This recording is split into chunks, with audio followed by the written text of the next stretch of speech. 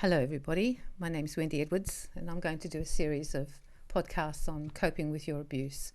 If you're listening to this, you've either been abused or you know someone who has been abused.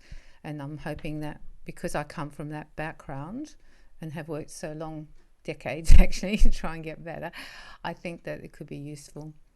The first thing you really need to understand is that when you've been abused, whether it's physical, sexual, mental, emotional, psychological abuse, that you are going to have damage. And I think that's the thing that most people don't really talk about. They just talk about getting better, and going to therapists and going to counsellor and getting better. But in the end, it's not the abuse. The abuse is finished now. It's the damage that's left, and the lasting damage in the body and the aura. And that's what's going to be the thing that makes you keep being sick, keep all your triggers, keep you stuck back there. So in these podcasts, I'm hoping to talk about the different sorts of damage. You can pick and choose which podcasts you want to listen to and which aren't relevant for you either. And then I also want to talk about ways to release and get rid of the damage, and mostly how to identify the damage. I think that after the abuse, we just jump up and get up and think, well, we just got to get on with life and get better. And we drag it with us unknowingly just to try and get better. And even though that's a good thing to be strong and soldier on, what happens is you sort of drag all that abuse with you, and after a while you don't see it and you don't realise the impact it's having on your life. The foremost thing that abuse does is makes you feel powerless. And that powerlessness in that moment when you were being abused by whoever it was, they were in control, they were in power, you were powerless, and you were being hurt in some way. And that dynamic can actually keep repeating in your life, because people will sense that you have almost a powerlessness around you, not victim particularly, but powerlessness, and that you are a little weak when it comes to power situations, and will take advantage of you. So the first thing I say to you is keep away from controllers and keep away from power people. And if you have them in your life through your family, work, friends, it's a good idea to minimize how much time you have with them and keep safe around them, because they will play power games with you and you will be, mincemeat, I think, for them.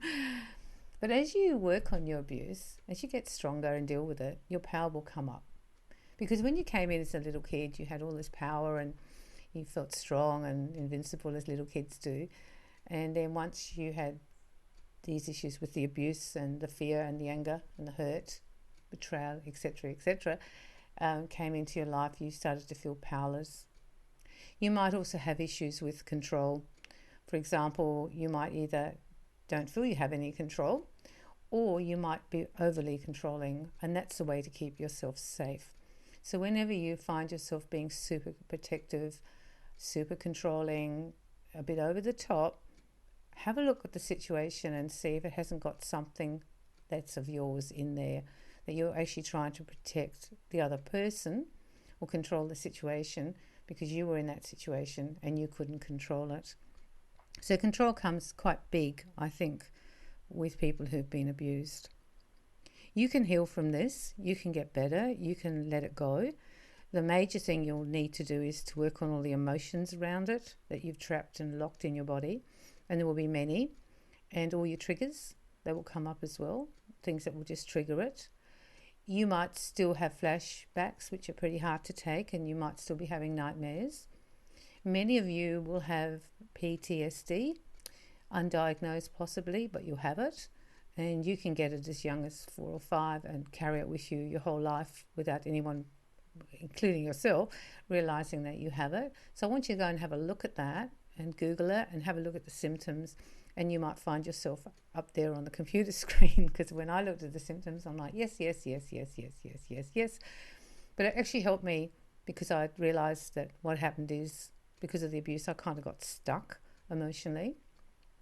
You will also, once you start looking at all your emotions, understand that it's okay to feel angry and feel hate and rage and resentment because of what happened, and hurt and pain, emotional pain, and distress and anxiety. all these things will actually stem from the abuse. You might find they're actually stemming from the abuse, but it's okay. So when I go through it one by one, all the different podcasts, I'm hoping that will help you. I mean, for me, it's been quite a long journey. I've been doing it maybe 30 years and just working at it. And you'll find you start with the simple layers, the ones you can cope, and then as you get deeper down to the deeper parts of the abuse, it does get a little bit more tricky. You might need some help during that phase, maybe go to a counsellor, therapist. Even a good friend can help sometimes. I think you aren't on your own. That's why I'm doing the podcast, because it's a lonely path, the path of abuse. It really is, because it's such a taboo subject, really. People make out like we can all talk about it, but I could clear a room if I just told them what I wrote a book about it. And when people go like, oh, what's your book about? And I'd say, it's about healing from abuse. Everyone kind of left me and went and got a drink. No one was interested in asking me any more about the book.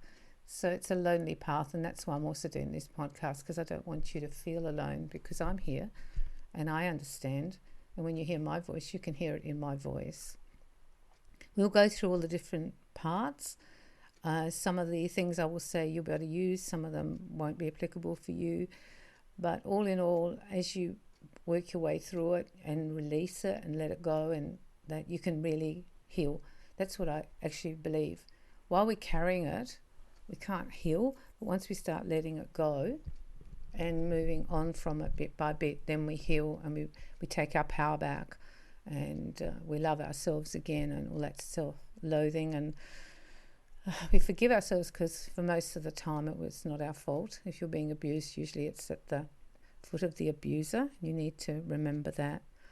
Often they are also people we've loved, we've trusted, and they've betrayed us. So there's a lot of betrayal with abuse, and that could be a family member or a partner, a friend, or someone from work.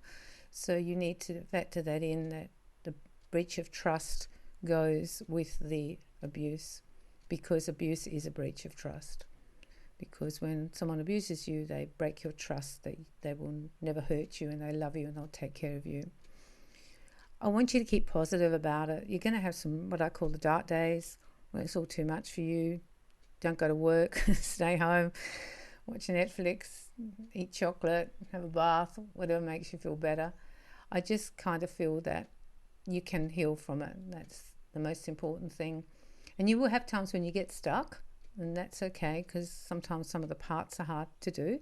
But you will, if you keep moving forward and keep stepping forward, you will shift through it. So while we're doing the podcast, I want them to be positive.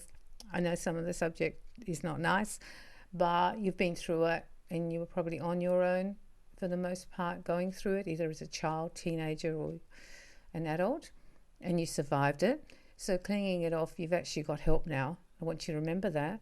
You're not on your own anymore. It will feel lonely. I'm not saying it won't, but you're actually not on your own. Take heart, keep positive, and hopefully during and through the podcast, you'll find something to help you, some way to move forward. And just, I really feel that you have to talk to someone else who's had it or been there, because there's so much unsaid understanding that you can't get from someone who's not been there. And remember that it has taught us to show compassion to ourselves and to other people who've been in those situations. That's what it's taught us.